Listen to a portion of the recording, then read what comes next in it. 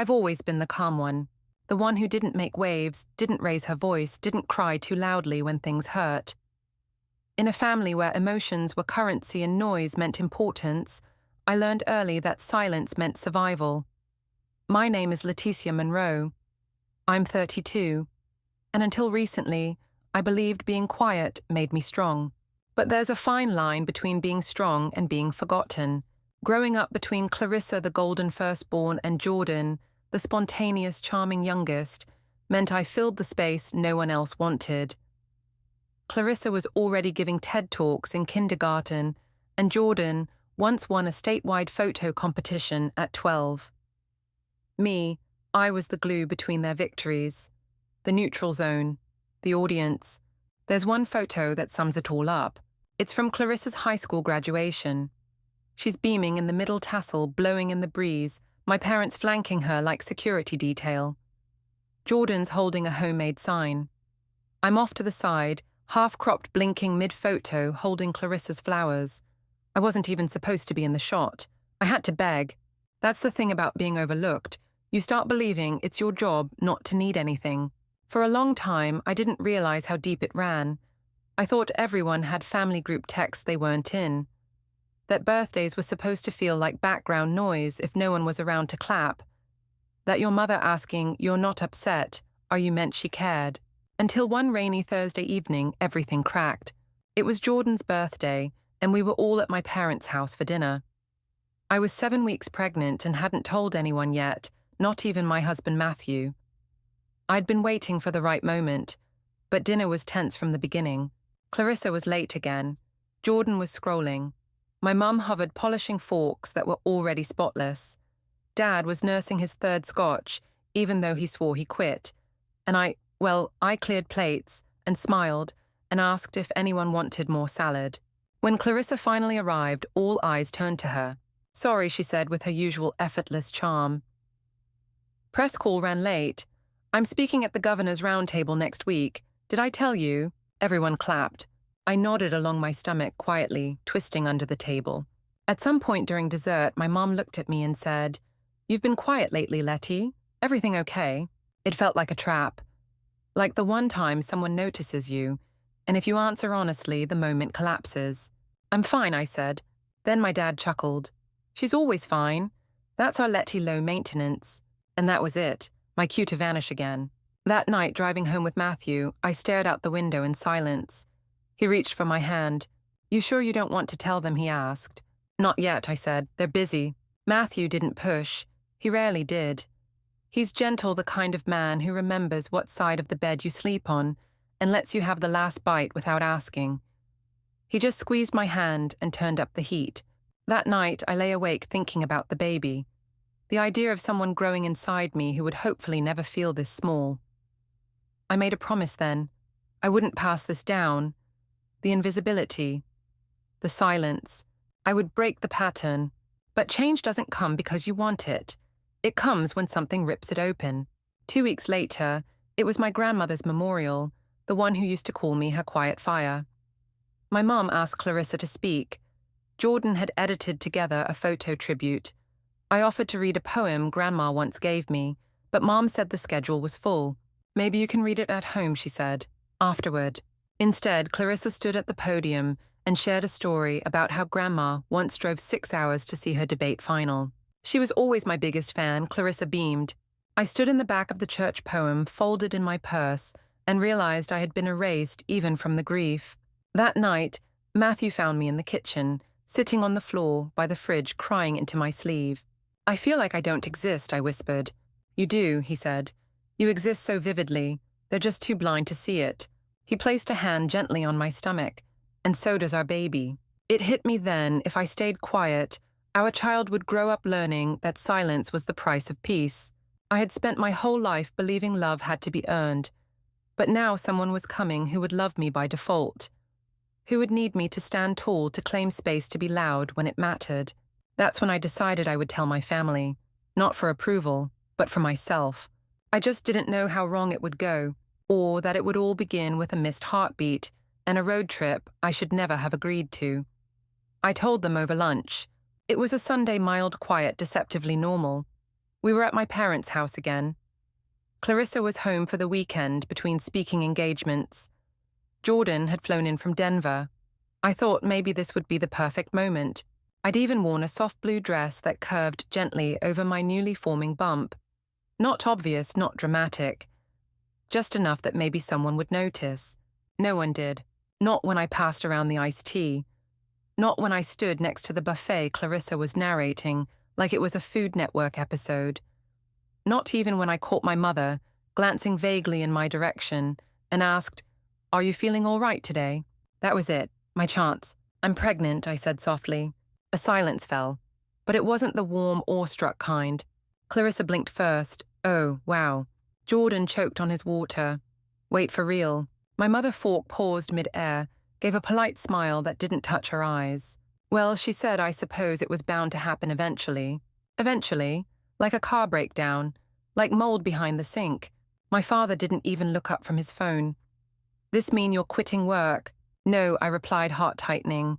Matthew and I talked about it. "I'm planning to take maternity leave and go back." "Makes sense," he muttered. "These days women work too much or not enough. Can't win." Clarissa reached for a second scone. "When are you due?" "End of June." "Oh." She frowned slightly. "That's the week I'm hosting the Regional Women's Summit. It'll be streamed." "Mom didn't. We talk about planning a trip around that." "Don't worry," I said quickly, heat rushing to my cheeks. I wasn't expecting anyone to. To what my mom asked, genuinely confused. "To plan around you, Letty. You've always been independent." "Yes, I have." Because I had no choice. After lunch, Clarissa cornered me near the sink while I loaded plates. "Congrats, by the way," she said, as if the words were foreign. "I'm sure you'll be a steady kind of mom." Steady, like a paperweight. She leaned in and whispered, "Just don't expect them to suddenly become different people." I tried that. It's easier to keep things light. Then she breezed off to the living room, where Jordan was showing off drone footage from his last trip. And I stood there up to my wrists in soapy water, wondering why the happiest news of my life felt like another apology I had to make. That night, Matthew listened quietly as I recounted everything, rubbing my feet on the couch. "They don't mean harm," I said, staring at the ceiling. "They just forget me." "That's worse, isn't it?" "Yes," he said, "because it's quiet and constant." He kissed my hand. "We're going to raise this baby differently." "I know." But in the weeks that followed, the silence got louder. I'd text updates about baby kicks and ultrasound appointments. No replies. Not even from Clarissa, who once created a group chat called Clarissa's Career Chronicles and expected daily engagement. Meanwhile, Matthew's family was already planning a baby shower. His mom called twice a week, checking in with warmth that I didn't know how to receive. It felt foreign, undeserved. "You look radiant," she told me during a video call. "Pregnancy suits you, Letty." I nearly cried. Then came Clarissa's big news. She was nominated for the National Impact Award. There would be a formal gala at a luxury resort. Naturally, the entire family planned to attend. "Come with us," she said on the phone. "You'll be fine. It'll be good for you." "You know I'll be full term," then I reminded her. She laughed lightly. "First babies are always late, and the venue has room service and a spa. You'll survive." I told Matthew. He frowned. "You're not seriously going, are you?" "I don't know," I said. "Letty, you'd be 9 months pregnant. They'll resent me if I don't. They already do, in their own twisted way. But still I wanted to go. Not for Clarissa, not for my parents. For me. Some part of me, naive or starved, still believed that if I showed up big belly, and all they'd finally see me, recognized that I mattered, that I was real. So I packed my maternity dress and flat sandals and compression socks, and prayed I wasn't making a terrible mistake. The resort was stunning. From the moment we pulled up to the front entrance, marble pillars, cascading fountains, valet attendants in white gloves, I felt like I was stepping into someone else's life. One that sparkled. One that smelled like lemon verbena and privilege. But I wasn't there to feel pampered. I was 38 weeks pregnant, swollen in the ankles, waddling like a duck, and trying desperately to hold on to the illusion that I still belonged in this family. Matthew couldn't come. Work had pulled him into a last-minute litigation crisis. He'd begged me to stay home. "I don't like you being out there without me." "I'll be fine," I'd said, brushing his cheek with my hand. "It's only 2 days." He packed me a charger, some electrolyte powder, and a note that read, "You are not invisible. Not to me. Not to her. Her, our daughter, our tiny kicking girl who hadn't even been born yet, and already gave my life more color than my entire upbringing." The suite was beautiful, of course. Clarissa had arranged it. A multi-bedroom villa with panoramic views of the lake. She took the largest room. My parents claimed the second. I was placed in the smaller guest room next to the storage closet. "It's quiet in here," my mother said, fluffing a pillow. "You'll appreciate the peace." I smiled weakly and lowered myself onto the bed, already feeling the tightness in my lower back. That night, as Clarissa rehearsed her speech and my mother arranged her pearls, I sat on the balcony with my hands over my stomach. "Soon, little one," I whispered, "you and me, we'll make our own world." The next morning we gathered in the dining room for breakfast. Clarissa was already in full glam-pressed silk blouse, perfect eyeliner, power stance. My mother hovered behind her like a campaign manager. My father sipped his coffee quietly, reading the itinerary printout. I was halfway through a bowl of oatmeal when it happened. A tightening, not sharp, just enough to make me pause, spoon mid-air, breath slightly caught.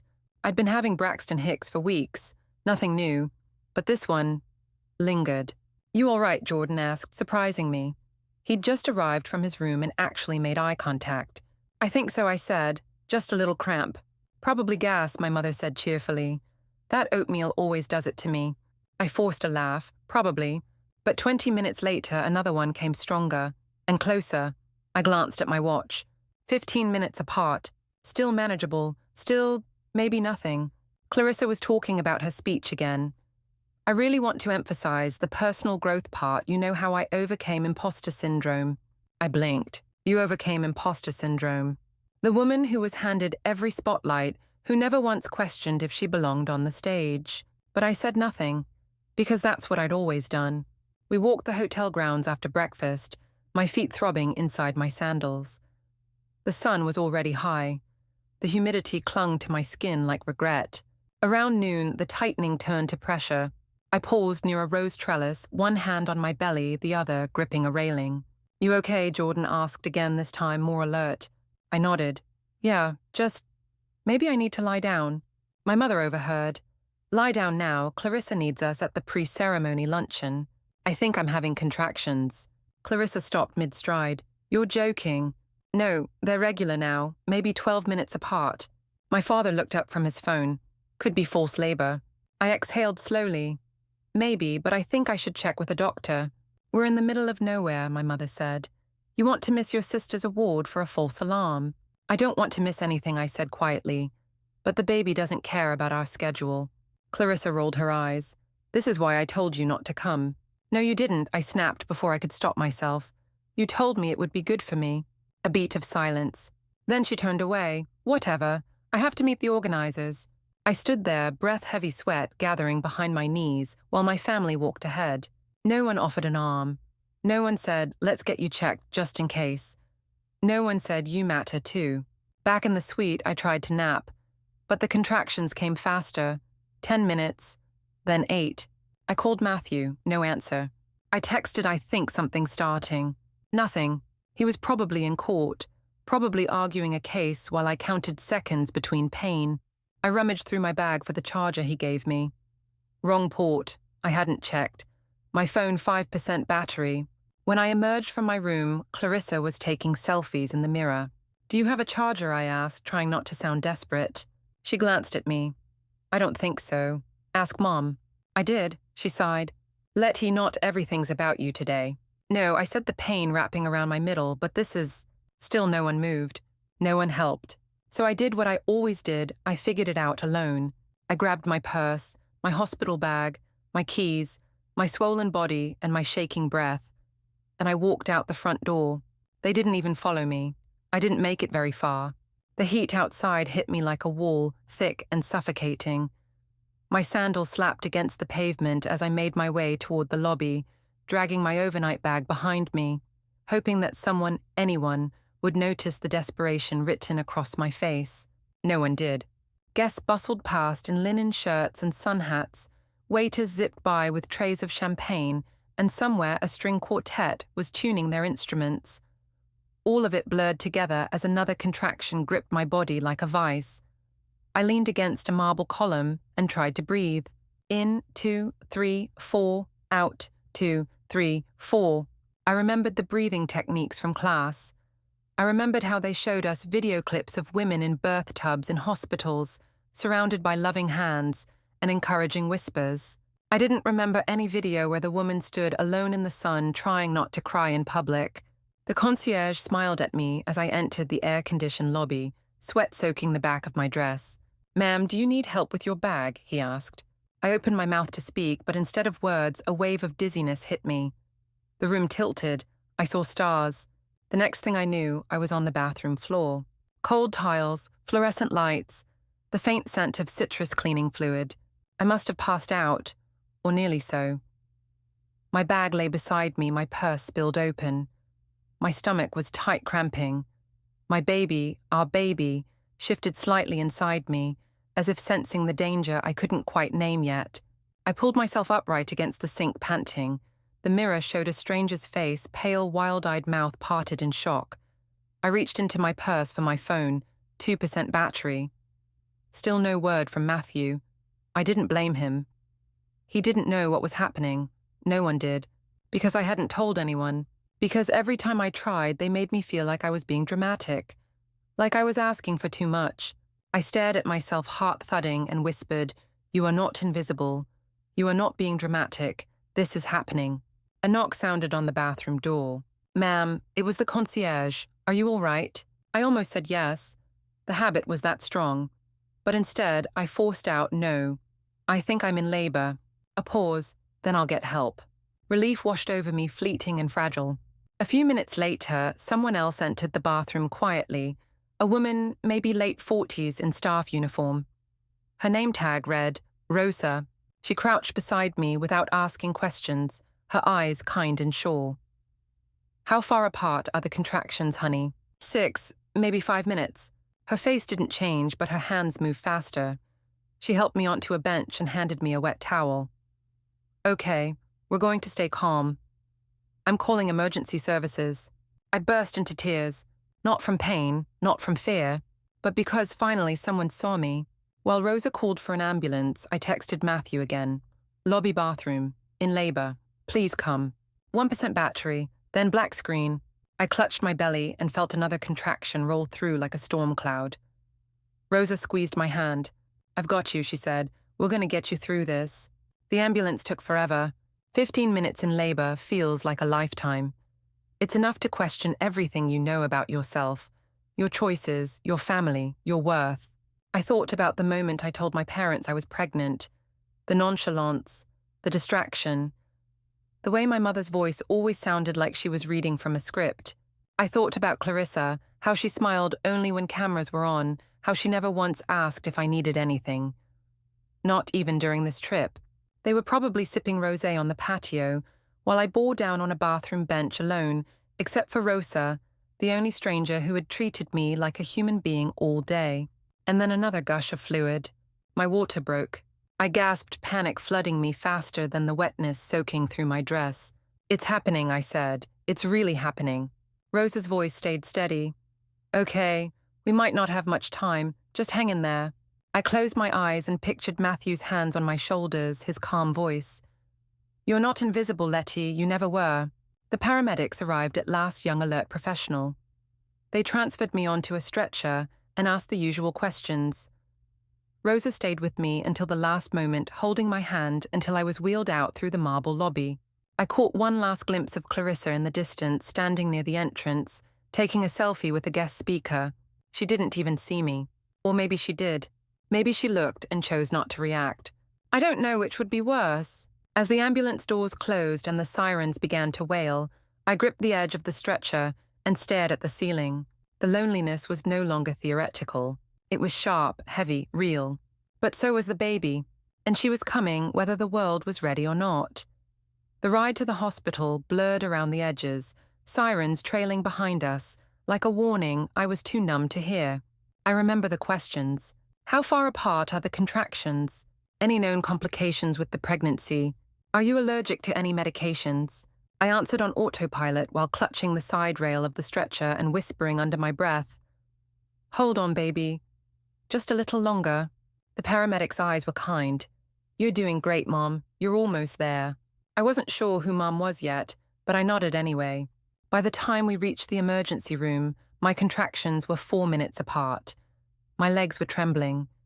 I could feel my body beginning to transition. The phase my birthing instructor warned us was the most intense. Inside the triage area, everything moved fast. Hands on my belly, IV line inserted, someone shouting for OB backup. A nurse leaned over me, repeating instructions. But all I could think was, where is Matthew? My phone was dead. The staff had taken it along with my bag, but I hadn't memorized his number, only had it stored.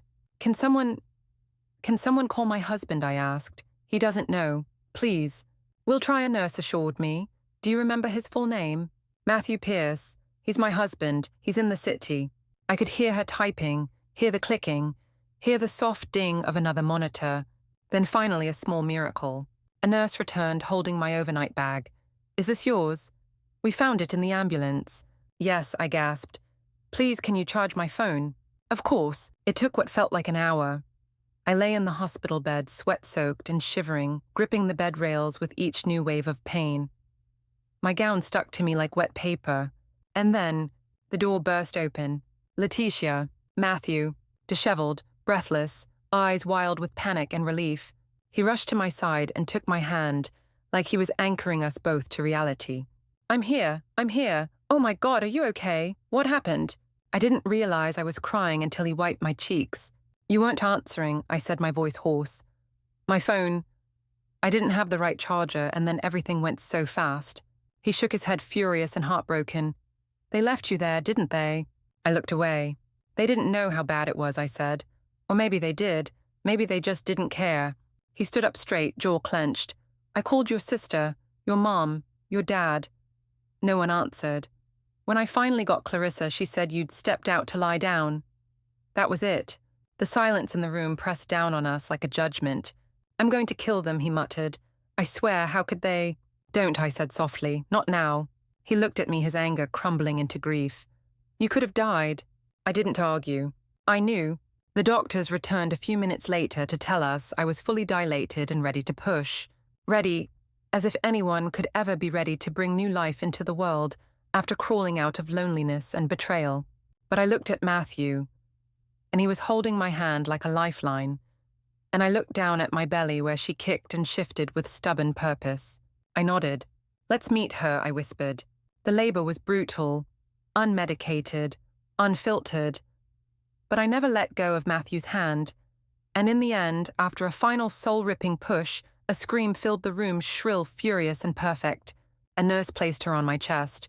Tiny, slippery, alive. "She's here," Matthew whispered. "Letty, you did it. You really did it." I stared at the little face beneath my chin. Eyes squeezed shut, mouth wide open. A sound I would never forget. A sound that reminded me I wasn't alone anymore. "We'll call her June," I said. "She came in her own season." Matthew kissed my forehead, tears slipping down his face. "She's going to be everything," he said. I nodded. "But we'll teach her she doesn't have to be everything to be loved." He held her gently as I rested. And outside that hospital room, somewhere in a hotel full of applause and champagne, my family still hadn't noticed I was gone. But I had something better now. A child, a voice, a beginning. The next morning, light streamed into the hospital room through half-closed blinds. I was still sore, raw. Every muscle in my body ached like I'd been dragged across a battlefield, and in a way, I had. June lay sleeping beside me in a clear bassinet, her tiny chest rising and falling in rhythm, with a peace I didn't yet feel. I watched her face, memorizing it like scripture. Her nose, her pout, her hair dark and soft like mine. She made little squeaky breaths as she slept, reminding me every few minutes I'm here, I'm real. I didn't cry. Not yet. My body was too tired, too empty in places that had once been full. Matthew had gone down the hall to grab coffee. I sat upright in bed, slowly cradling my middle with one hand and reaching for my phone with the other. It had finally charged overnight. The lock screen showed a string of missed calls, some from Matthew before he found me. But none from my family. Not my mother. Not my father. Not Clarissa. They'd known. Matthew had spoken to Clarissa hours ago, told her I was in labor alone in a hotel bathroom. Yet no one had called. No one had asked if I made it to the hospital. If June had survived. If I had. A new message blinked across the top of the screen. From Clarissa, hope you're feeling better. Ceremony was a success. Pics to come. I stared at it. A part of me expected that. And still seeing it in writing stripped the last layer of numbness from my chest. They really didn't care. They hadn't left me behind on accident. They had chosen to. Matthew returned with 2 coffees and a new energy I hadn't yet absorbed. He bent down, kissed me, and glanced toward June. She's still perfect, he whispered. She is. I agreed, brushing my fingers lightly against her cheek. More than they'll ever deserve. He looked at me carefully. Letty, what do you want to do about them? I had no answer. All I could think of was the silence, the stillness of my phone in those terrifying hours, the way Clarissa posted selfies while I labored on a bathroom floor. I picked up my phone, scrolled to our family group chat, and opened the microphone icon. And I started to record. I told them everything, not with tears, not with rage, just clarity, how the contractions had started, how I had asked for help and was brushed off, how they had chosen a podium and applause over my safety, over their granddaughter's life, how I had delivered my own child without them, without any of them even knowing if I was alive. When I finished the message, I paused. Then I sent it. No emojis, no filter, no punchline, just truth. I sat back against the pillows cradling June and waited. Within minutes, my phone lit up like a fire. First came a message from my father, Leticia. Let's not overreact. We did what we thought was best in the moment. Then from my mother, your timing was unfortunate.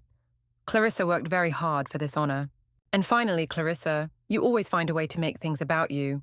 This was my one weekend, Letty. I stared at the screen. My heartbeat slowed. And for the first time in my life, I didn't feel small. I felt furious, righteous, awake. They still don't get it, I said to Matthew. No, he replied. But maybe it's time you make them. I nodded slowly, my hand resting on June's tiny leg. Then that's exactly what I'll do. I opened a new voice memo and hit record again. The voice memo I recorded wasn't long, maybe 3 minutes, but it was the most honest I'd ever been. No polite phrases, no careful tones, no passive nods to keep the peace. Just this: you left me, in labor, alone, to go clap for Clarissa. You knew I was full term. You knew what was happening. You looked at me and decided I was being inconvenient, and I gave birth on a bathroom floor with a hotel towel under me, because none of you cared enough to ask if I was okay. I told them about Rosa, about the ambulance, about June's first breath squeezed out of me not with help but with desperation. I didn't ask for apologies. I didn't plead for them to understand. I told the truth, then I sent it, and I turned off my phone, because I needed to hear myself more than I needed to hear from them. That day passed in a haze of hospital sounds, blood pressure cuffs, soft beeping monitors, June's hiccups. Nurses checked on me regularly. One brought me extra socks. Another brought Matthew a blanket so he could sleep beside me in the recliner. A social worker stopped by too gently, asking if I needed to talk if I felt safe. I said I did. I didn't mention my family. Not yet. Around 6 p.m., a knock came at the door. Matthew stood first, instantly alert. Then the door opened, and there they were. My parents. And Clarissa. Clarissa wore a tailored blazer hair, freshly washed and makeup flawless. My mother clutched a pink gift bag with tissue paper sticking out the top. My father held what looked like Clarissa's award plaque. They walked in like nothing had happened. There you are, my mother chirped. We brought a little something for the baby. She set the gift bag on the side table without even glancing at June. And look, my father added, holding up the plaque. Clarissa wanted to show you her trophy. Quite the honor. Everyone was talking about it. Clarissa finally looked up from her phone. The president of the association said my speech was the highlight of the weekend. Matthew took a step forward, but I held up my hand. This was mine. You want to meet her? I asked flatly. My mother blinked. Of course, she's our granddaughter. She has a name, I said. June. She was born at 4:37 a.m. yesterday, after I was left alone bleeding in a hotel bathroom while you were drinking mimosas and tagging each other in selfies. Silence. Clarissa looked up frowning. Letty, come on. We didn't know it was that serious. I reached for my phone, now fully charged, and tapped the screen. I opened the voice memo, played it aloud. My voice filled the room steady, broken in places, sharp in others. I watched their faces carefully. My father looked away first. My mother folded her hands, her mouth opened then closed again. Clarissa's jaw tightened. When the audio ended, I placed the phone down gently. You all heard me, I said. Now I want to hear you. My mother smoothed her blouse. Leticia, you've always been emotional. Matthew's body tensed.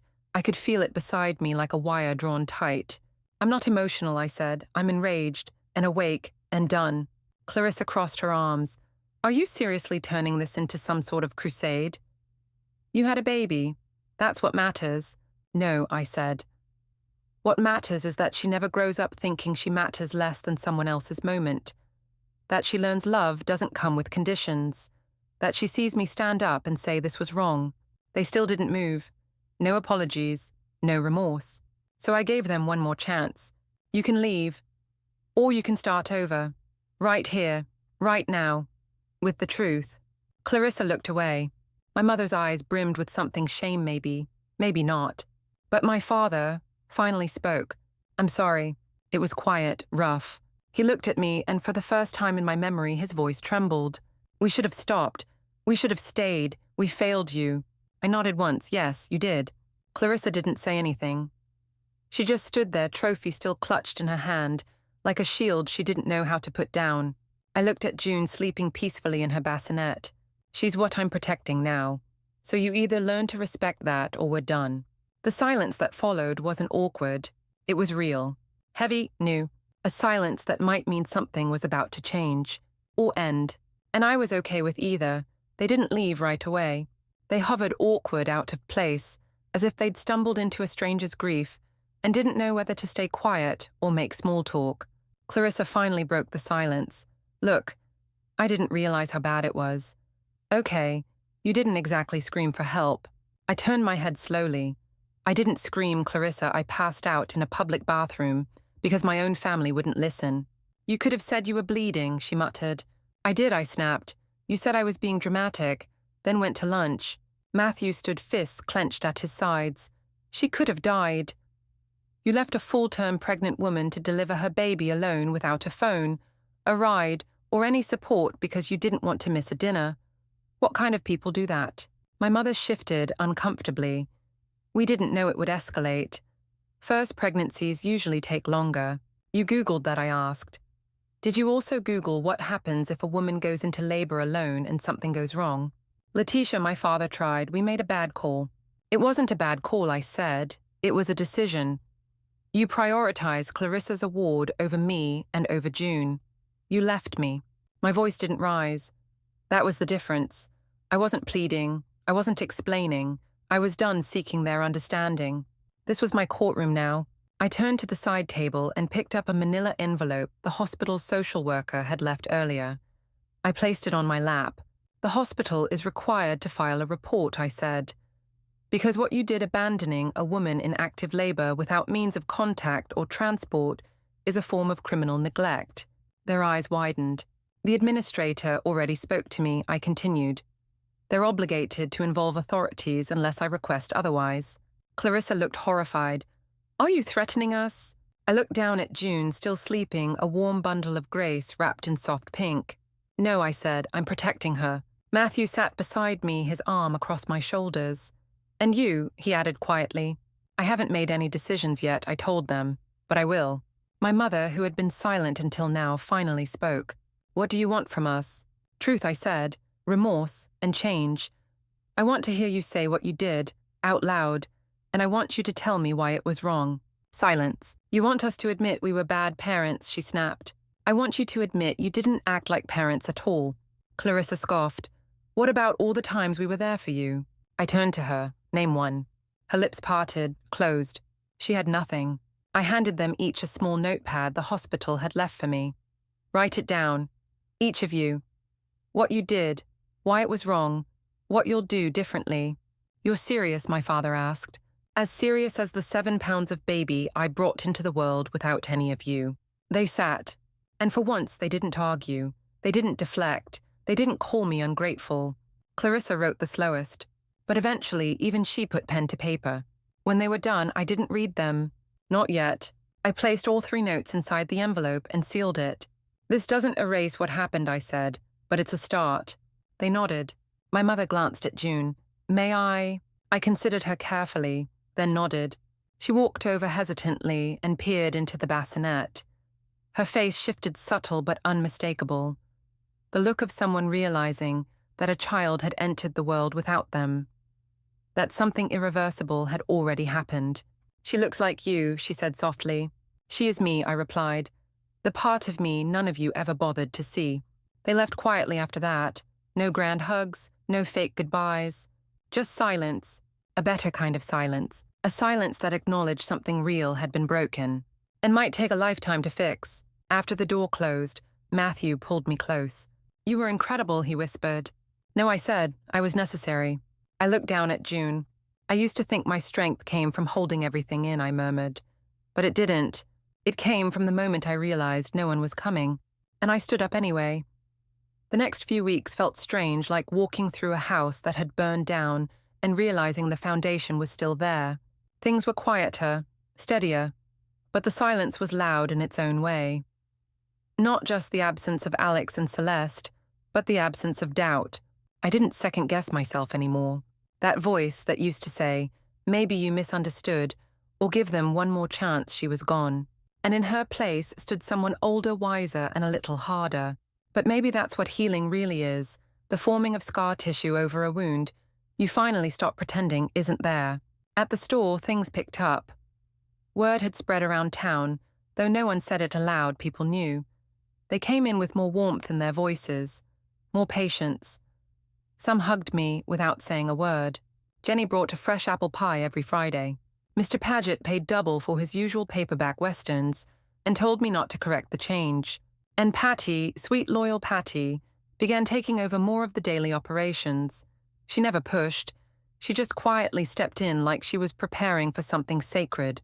"You're not leaving me, are you?" she asked one day, half joking. "Not yet," I smiled. "But when I do, it'll be yours." Her eyes welled up. "You mean that?" "I do." And I did. Because if there's one thing betrayal teaches you, it's the power of choosing your family, especially when the one you're born with fails you. I'd thought a lot about Alex over those weeks. I didn't hear from him, not once. No calls, no emails, no letters. I had to assume they'd gone back to wherever they came from. Florida, probably. Or another town to try again, with someone else's mother. Someone else's inheritance. But grief doesn't need contact to exist. Every time I saw a boy with his arm around his mother, something in me twisted. Every time I pulled out a holiday decoration or flipped through an old photo album, I felt the ghost of the son I used to know. He hadn't died, but in many ways he was gone. Sometimes I'd find myself whispering to the air, "I hope you remember who you were before the money mattered more than me." And then I'd move on. I had to. One afternoon, Ruth came by the store. She walked in with her usual trench coat and a manila folder tucked under her arm. "I brought the final paperwork," she said. "Everything's processed.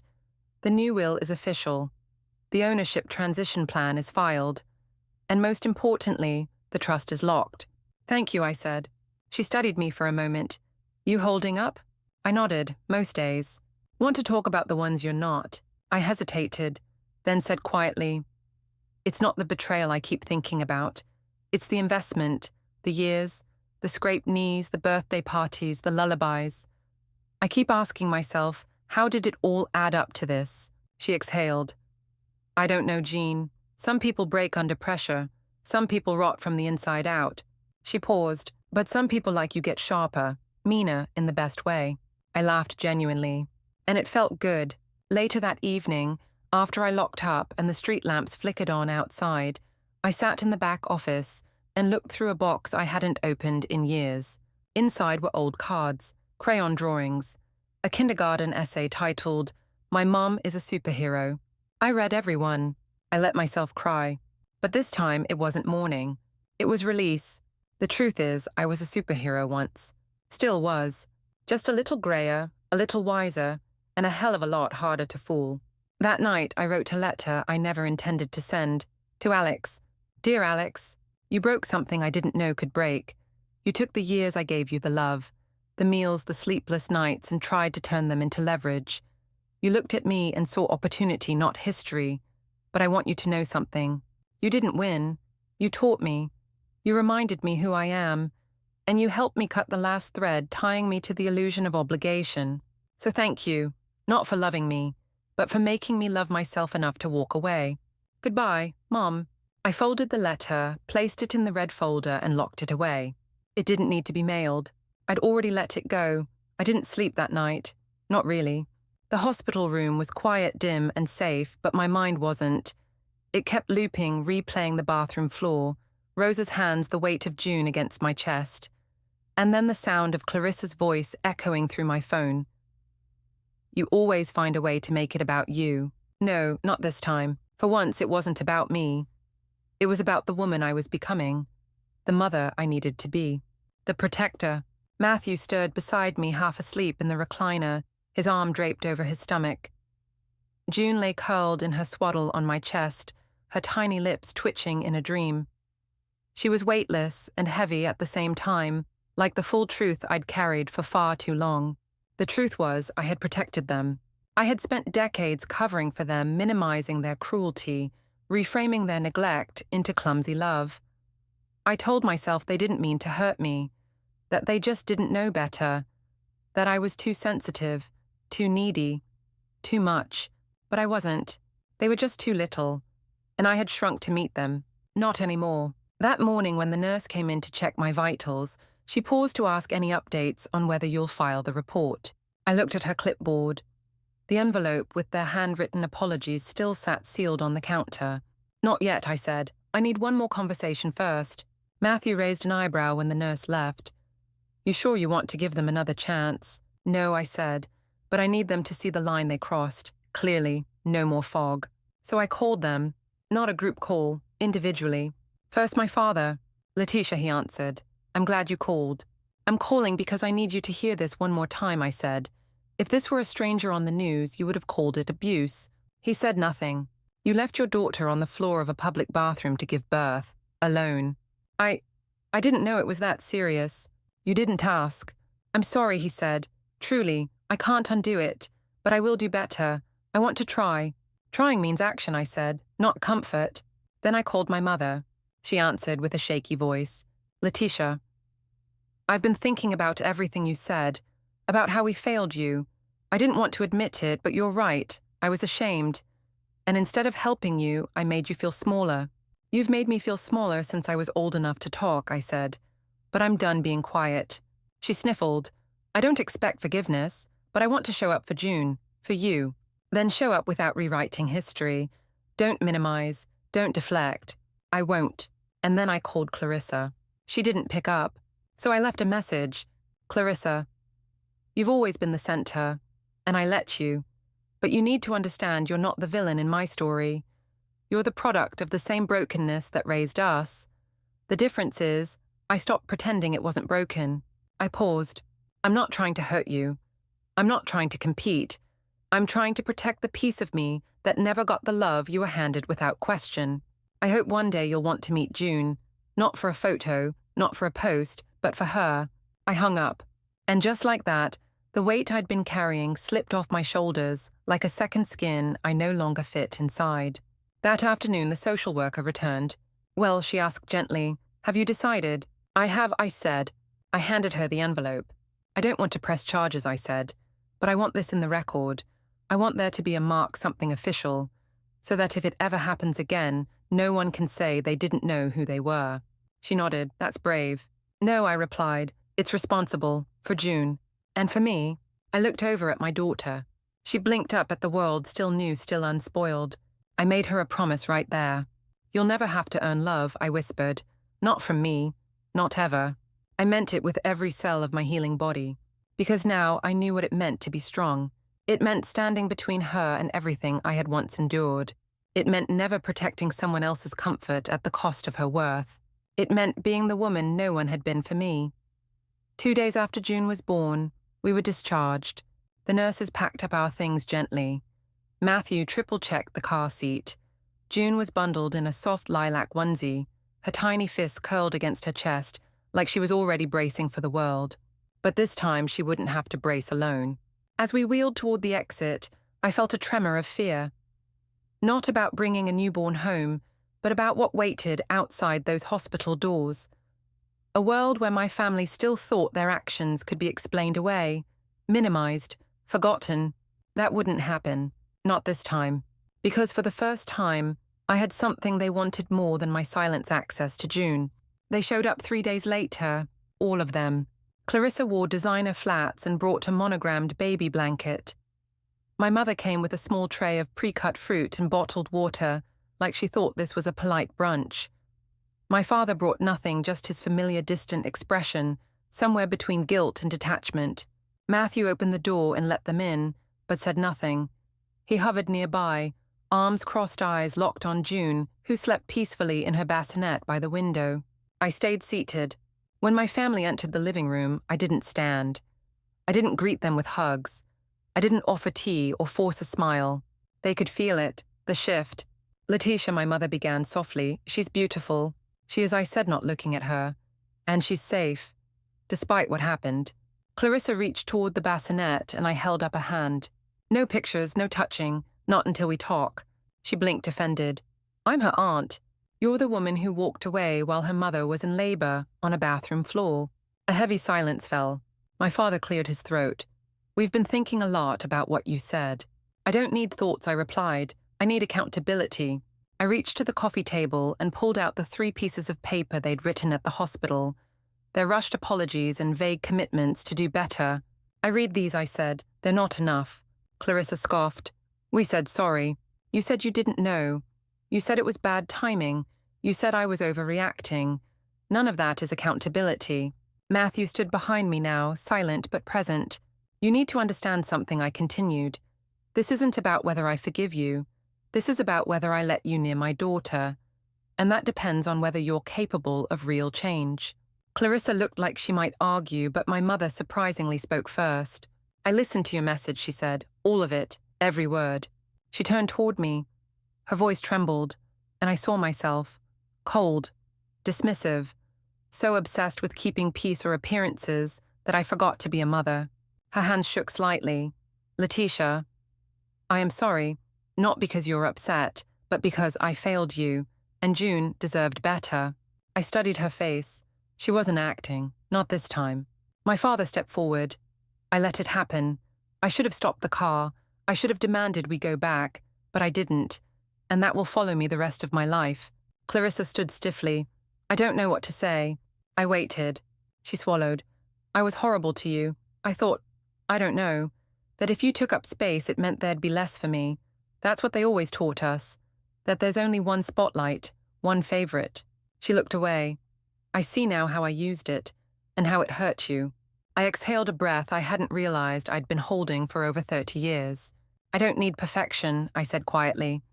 But I won't let you near my daughter if you keep pretending this was a misunderstanding. We won't, my mother said, not anymore. I looked toward June, who stirred slightly, letting out a soft sigh. Then I looked back at them. You want to be in her life, I asked. Then here are the rules. They leaned in. 1, you respect her boundaries and mine. 2, you don't compare. You don't rank. You don't praise one child at the cost of another. 3, you show up, fully, honestly, even when it's uncomfortable. They all nodded slowly. And if you break these rules, I paused, you disappear again, but this time not by accident. I'll make it permanent. Clarissa didn't argue.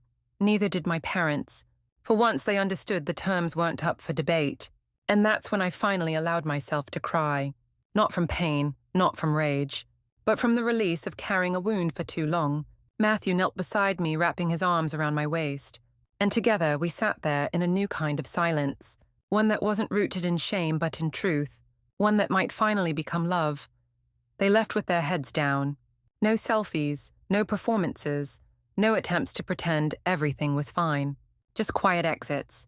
And honestly, that was the first true act of love they had shown me in years, respecting the silence I needed. The days that followed were fragile but peaceful. June was the center of our world now. Her tiny gurgles, her fierce little kicks, the way she clutched my finger, like she knew everything I'd been through just to hold her. Matthew and I moved like a team, exhausted, delirious, deeply in sync. We whispered in the dark, marveled at her sleepy smiles, and laughed over her dramatic sneezes. It felt like we were building something entirely new from scratch. But family isn't rebuilt on baby cuddles and lullabies. It's rebuilt on boundaries. And I made sure they were clear. When my parents called a week later asking to visit, I said yes with terms. 1 hour, no unannounced guests, no photographs, and absolutely no comparing June to how Clarissa was as a baby. To my surprise, they agreed. The visit was tentative. My mother brought a soft book. My father brought a handmade wooden rattle which nearly made me cry, not because it was beautiful, but because I could tell he had made it himself. With effort, with intention. They didn't stay long, and they didn't overstep. It wasn't redemption, but it was respect. Clarissa came separately a few days later. She looked smaller than I remembered, not physically but emotionally. The woman who once commanded every room with her voice now stood in my doorway uncertain. She didn't bring a gift. She didn't wear makeup. She asked to come in quietly and sat on the far end of the couch. "Can I hold her?" she asked. I studied her face, searching for performance. I didn't see any, so I handed June over carefully. Clarissa cradled her like porcelain. "Hi, little one," she whispered. "I'm your Aunt Clarissa, and I don't know what I'm doing." June yawned and stretched an arm across her chest. Clarissa smiled. "She's going to hate me when she hears the story, huh?" "She won't hear that part from me," I said, "but she will know the truth." Clarissa nodded slowly. "I don't blame you. I think about that day a lot, about how I just looked away, and I know I can't undo it." "No, you can't," I said. "But I'd like to try to do better from here," she added, "if you let me." And for the first time, I believed her. We didn't hug, we didn't cry, but when she handed June back to me, her fingers lingered for a moment, soft, sincere. She left soon after, quietly, no selfies this time. That night, after June fell asleep on my chest, Matthew wrapped his arms around us both. "You did it," he whispered. "No," I said. "I started it. The rest is going to take time." And it did. Over the next few months, there were hard conversations, therapy sessions, apologies revisited, awkward meals where old patterns tried to sneak back in and were firmly corrected. It wasn't always pretty, but it was honest, and honesty, I'd learned, was the only soil where anything real could grow. I stopped shrinking in rooms where my sister glowed. I stopped apologizing for needing space, needing rest, needing to mat her. I gave that to myself, because no one else ever had. One afternoon during a family lunch at our place, my father took June in his lap and whispered, "You're going to grow up knowing your mother is the bravest woman I've ever met." I didn't say anything, but I felt it, the slow, soft click of something old falling away, and something new, still fragile, rising in its place. Not forgiveness, but boundaries, and through them, finally peace. June turned 2 under a canopy of soft sunlight, finger-painted banners, and mismatched balloons. Our backyard was alive with gentle chaos, toddlers, toddling parents, laughing, and a buffet table covered in smudged frosting and juice boxes. It wasn't elegant. It wasn't curated for social media, but it was real. It was ours. Matthew stood at the grill, spatula in hand, grinning as June demanded more pickles for the 3rd time.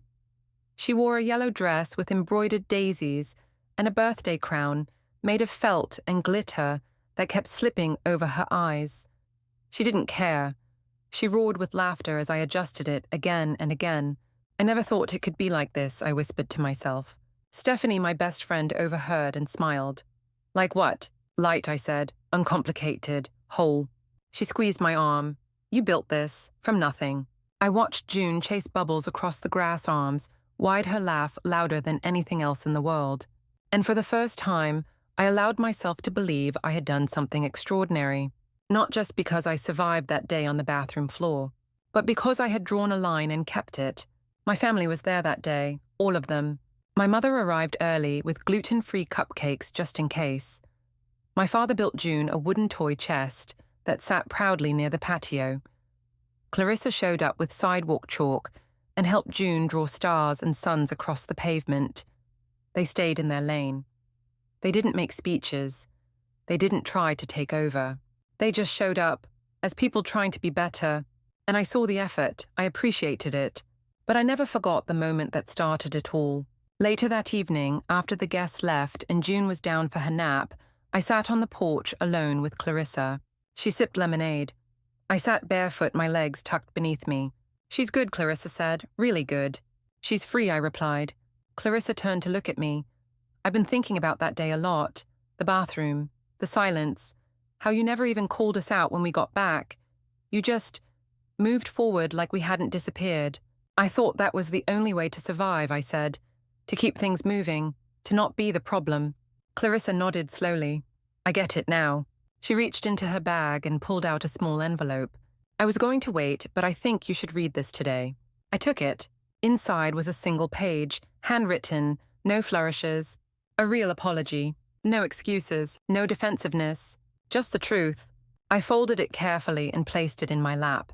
I've never had to be the one to ask for forgiveness before, Clarissa said. And I know it doesn't undo anything, but I meant every word. I looked at her, this woman I had once feared and resented in equal measure. "You're doing the work," I said. "That's what matters." She smiled, small but real. "You were always stronger than me. I just couldn't see it.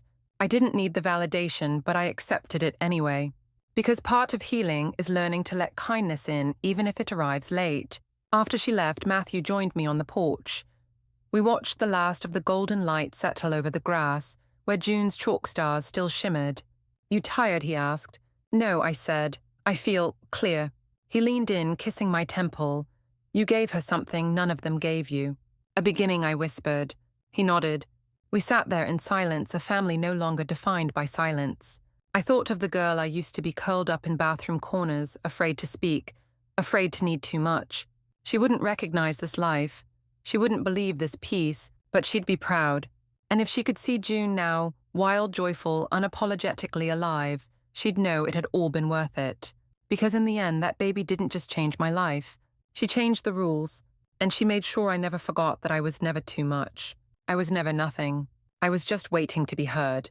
And now, I speak loudly, and I don't flinch when I take up space. Neither will she.